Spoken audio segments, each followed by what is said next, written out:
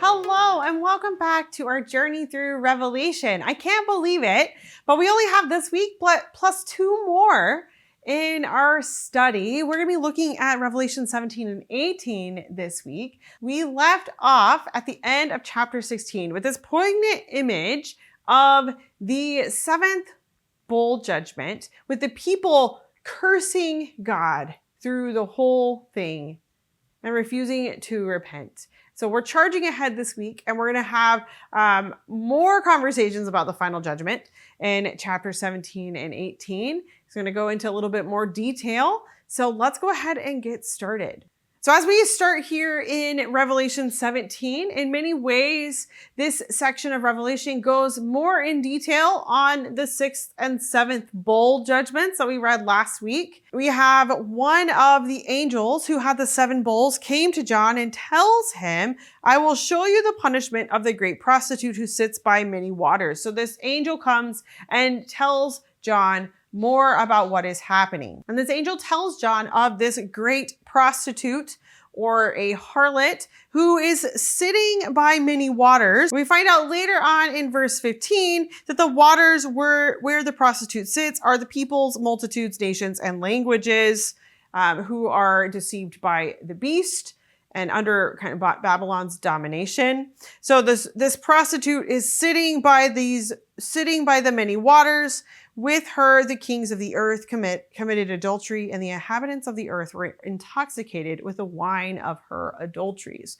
And so this image of this prostitute is standing for Babylon, meaning latter-day Babylon. Now, our language and imagery in this section is really drawn from the Old Testament and God's judgment on historical Babylon.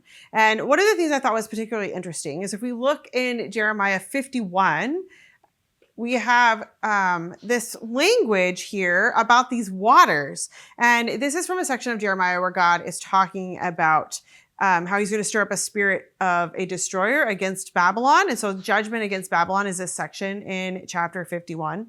And if you look with me at verse 13, it says, "You who live by many waters are rich in treasures. Your end has come, the time for you to be destroyed. You who dwell by many waters."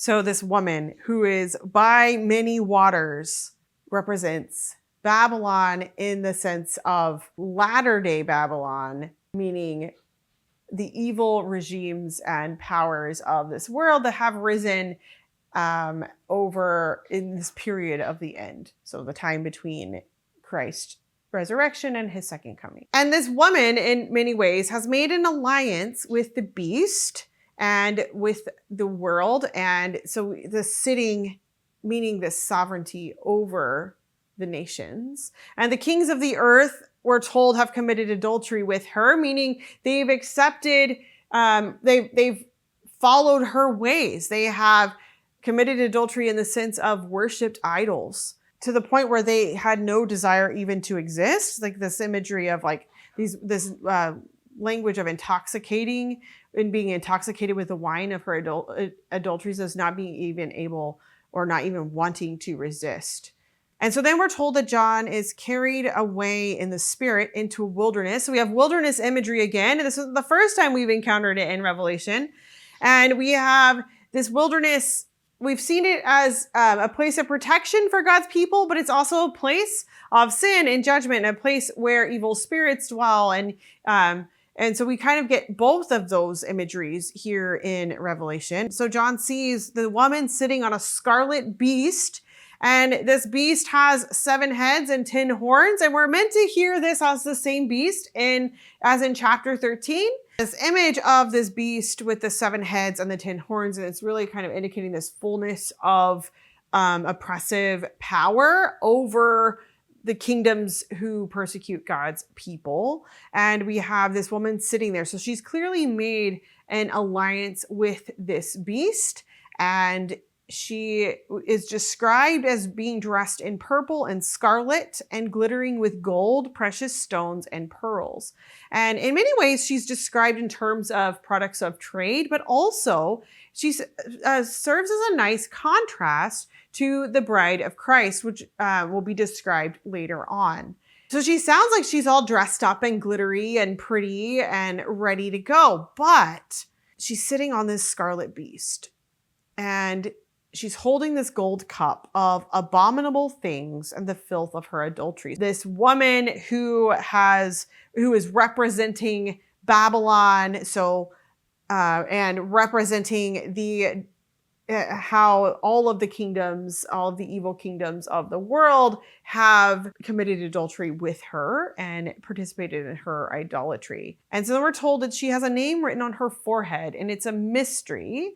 And it says, Babylon the Great, the mother of prostitutes and the abominations of the earth. And then verse 6 tells us that the woman was drunk with the blood of God's holy people and the blood of those who bore testimony to Jesus. So as we've seen so far in Revelation, this name on a forehead, so we have the seals of the people of God are sealed with God's name on their forehead, and we see the mark of the beast on the forehead. And so here in Revelation, when you have a name on a forehead, it's an indication of someone's character and whether they are in relationship with God or with Satan. And so the harlot here is definitely in a relationship with Satan, with the beast, and she's made that alliance and has a role in directing the idolatry and false religion that is rampant in the world. And this image of her being absolutely drunk with the blood of God's holy people and the blood of those who bore testimony to Jesus is quite vivid and really sets such a picture of just how bad things are, of how much oppressive power Babylon has. And so John sees her and he is perplexed and amazed, greatly astonished.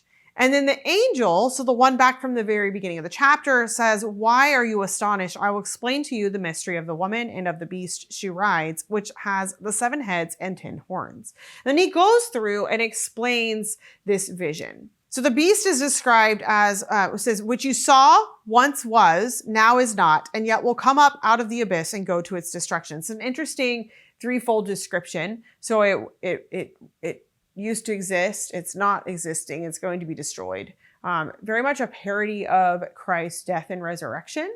Also a reminder that the beast is already defeated. And we're told that the inhabitants of the earth whose names are not written in the book of life will be astonished when they see the beast, because it once was, now is not, and yet will come. And so those who are written in the book of life will not be deceived, because they are secure. They are secure in that victory that Christ won for us already. Then the angel goes on and explains the 7 hills.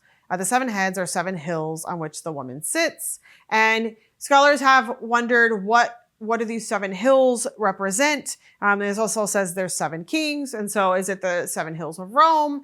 Is it 7 kings or kingdoms? Is it referring to specific Roman emperors? We're not given specifics on the who. Also, if it was going to refer to Roman emperors, we're not told which one would be the first one.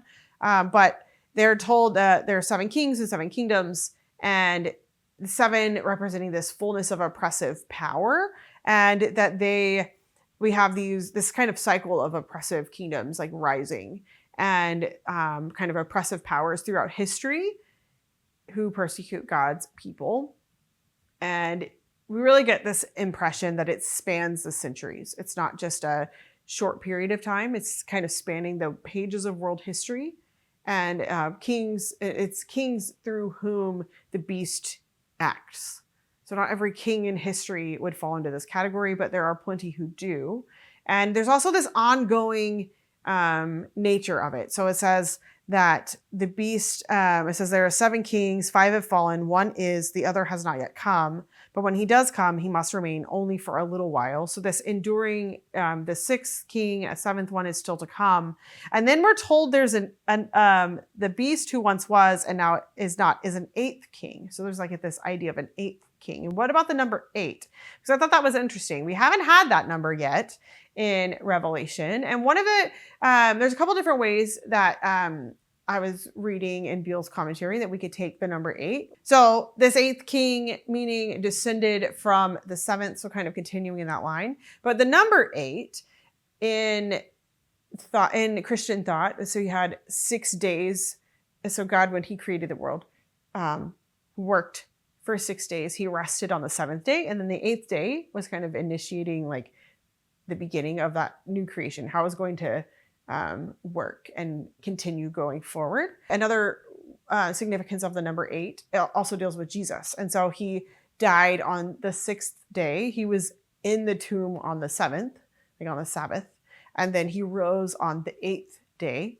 And so in some ways, this 8th king, we can hear in this possibly a mimicry of Christ and of the new creation in this.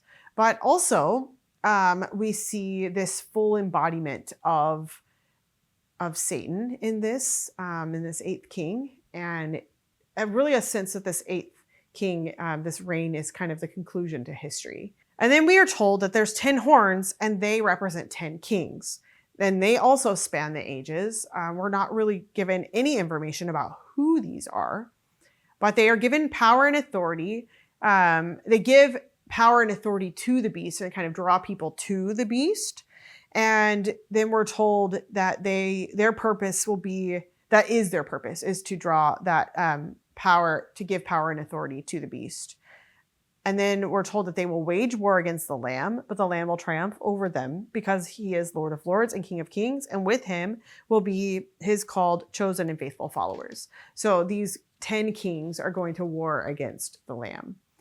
But then they also turn against the prostitute. The beast and the 10 horns will hate the prostitute and they will bring her to ruin and leave her naked. So we have this imagery of like a civil war in the forces of evil. So they're going to wage war against themselves, which is kind of interesting. And we're told that God is the one who puts that into their hearts to accomplish his purpose by agreeing to hand over to the beast their royal authority until God's words are fulfilled.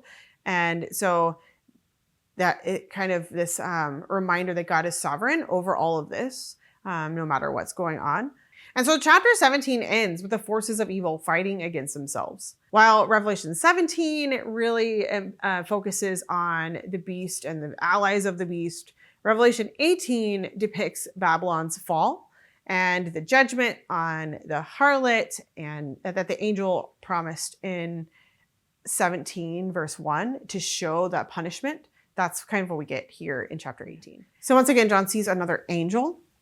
And this angel is coming down from heaven, and we're told that he had great authority and the earth was illuminated by his splendor. No wonder people are afraid of angels when they meet them in scripture. Imagine they're kind of terrifying. But with a mighty voice, this angel shouts, "Fallen, fallen is Babylon the Great. She has become a dwelling for demons and a haunt for every impure spirit, a haunt for every unclean bird, a haunt for every unclean and detestable animal." And then it kind of goes on. So we have this announcement that Babylon has fallen and it's a complete desolation. And it is now the dwelling place for everything that is unclean, for all evil. And then in verse 3, this angel talks about how Babylon has seduced all the nations and they've all participated in her pagan, idolatrous, corrupt system. And they were told that they committed adultery with her and they grew rich from her excessive luxuries. And it was just, so this announcement that Babylon is no more. It is fallen. That's what we have here. And then what happens next is we have another voice from heaven. We're not told it's an angel, just a voice from heaven. And this question is like, whose voice? Is it God? Is it Christ? Is it an angel? And it could be God or Christ, and because the first verse says, "Come out of her, my people." And so what this section is a reminder and a call, maybe an exhortation would be a better word, to God's people to not compromise, to not participate in Babylon's idolatry, to be in the world, but not of the world. The warning to God's people, separate yourself out from Babylon, is so you can escape this coming judgment. Come out of her, my people, so that you will not share in her sins, so that you will not receive any of her plagues. For her sins are piled up to heaven, and God has remembered her crimes. Give back to her as she has given. Pay her back double for what she has done. Pour her a double portion from her own cup. Give her as much torment and grief as the glory and luxury she gave herself. In her heart she boasts, I sit enthroned as queen. I am not a widow. I will never mourn. Therefore, in one day her plagues will overtake her. Death, mourning, and famine. She will be consumed by fire. For mighty is the Lord God who judges her. So this picture of Babylon's sin being so great, and that her sin will be repaid for all the things that she did. And we saw that whenever back in chapter 16, when it says the judgments are just, and she's shed the blood of your holy people and your prophets. You deserve them. You have given them the blood to drink as they deserve. So kind of this image of they're reaping what they sowed. They mistreated, persecuted, all the things, and I committed idolatry. And now they are reaping the consequences of those actions. Chapter 18 continues with this 3 rounds of woe over Babylon's fall, or we call it a lament. And so it's from the perspective of the different groups of people who participated with in her adulteries. And so the first one is the kings of the earth, who committed adultery with her and shared her luxury. They see the smoke of her burning. So once again, this imagery of fire and burning. They will weep and mourn over her. And terrified at her torment, they will stand far off and cry. So this image of, these kings, and later on we'll see the merchants and the sailors and others who benefited or depended on Babylon. But participants in Babylon's system are going to lament her destruction, but not because they're just sad about her, but because of how it impacts them. And they see that their destruction is coming as well. See this loss of prosperity, all of these negative impacts on them is the reason for their lament. And so we have the kings lamenting, woe to you, great city, you mighty city of Babylon, in the hour of in 1 hour your doom has come.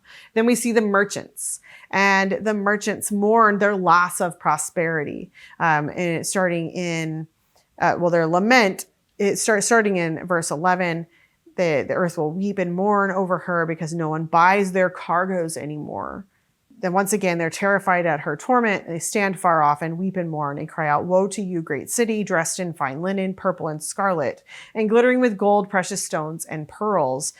And remember, that was her description back in chapter 17 in verse 4. We had similar description with all of those different products that would have been traded. And this is in 1 hour, such great wealth has been brought to ruin. So this complete desolation and ruin that we see here. And then final group is every sea captain, all who traveled by ship, sailors, all who earn their living from the sea will also stand far off. And they too will weep and mourn. And it says, woe to you, great city, where all who had ships on the sea became rich through her wealth. In 1 hour, she has been brought to ruin. So we have these 3 different laments from 3 different, I think you call them dependents of Babylon. They depended on Babylon's prosperity for their prosperity. And so they're all in mourning. But yet, in verse 20, the believers, the people of God, are told to rejoice. Rejoice over her, you heavens. Rejoice, you people of God. Rejoice, apostles and prophets, for God has judged her with the judgment she imposed on you. So the believers are called to rejoice. And once again, this is kind of like that climax of the cry of the people from chapter 6, verse 10, where they're saying, how long, O Lord, until you will vindicate us? Well, now we have that picture. It's happened. Babylon has fallen and is a place of desolation. And then to kind of reiterate that a little bit more, we have a final picture of a mighty angel picking up a boulder the size of a large millstone and throwing it into the sea, hurling it into the sea, and saying that with such violence, the great city of Babylon will be thrown down, never to be found again. And then kind of goes through like no musicians will play in you again, no worker will be working in the city again, none of these things, no lamp will ever shine, no bridegroom's voice, no merchants. We're told all of those things will never happen again. Babylon has fallen, and its system that persecuted the people of God has also fallen. And then in verses 23 and 24, this chapter closes out with some of the reasons for her destruction. It says the merchants were the world's important people, meaning they were made wealthy because of her actions, and they were flaunting their wealth. They acting on their own behalf, not being good stewards. And then we're told that it says, by your magic spell, all the nations were led astray. It's the deceiver of the nations, encouraging them to worship idols and trying to pull them away from God. And then we're told that the blood of the prophets and of God's holy people and all who have been slaughtered on the earth were found in her. And so this imagery of this persecution, severe persecution of God's people. And that's how chapter 18 ends. 19 will continue with a little bit more about Babylon's fall before we shift gears and talk more about the second coming of Jesus and the new heavens and the new earth. We are almost there. We're not quite there. But I think as we reflect on these passages today, I think it's helpful for us to think about how this draw of Babylon. So if we use Babylon as standing for the appeal of the world and the appeal of the evil systems of our world, and just kind of the rule of evil in our world, and what are those things that need to be judged in our society? Where do we see misuses of wealth and power? Where do we find encouragement to practice and participate in the immorality that we see in our world? Where are those voices kind of tempting us and trying to draw us further away from God's path? We're reminded by the voice from heaven, come out of her, my people, so you will not share in her sins, so you will not receive any of her plagues. To remind us to be faithful, to remain true to God's way and God's path. And I think it can be really easy for us to be like, oh, here's all of society's evils. And it's like the easy to spot things. But I think those are very rarely the ones that are like gonna pull us away without us knowing. Sometimes they do, but it's those smaller things, those agreements we make to that maybe are not as obvious. Maybe it sounds a little bit right. I mean, that's what our deceiver likes to do, right? To deceive us. So maybe there's a little bit of truth in there. And so we kind of go that way a little bit. But I encourage us to sit down, reflect on those things that are tempting us to participate in Babylon. I hope you'll join me back next week as we continue our conversation. We're marching right on down through this book. We have 2 weeks left in the book of Revelation. So I hope you'll join me. Bye.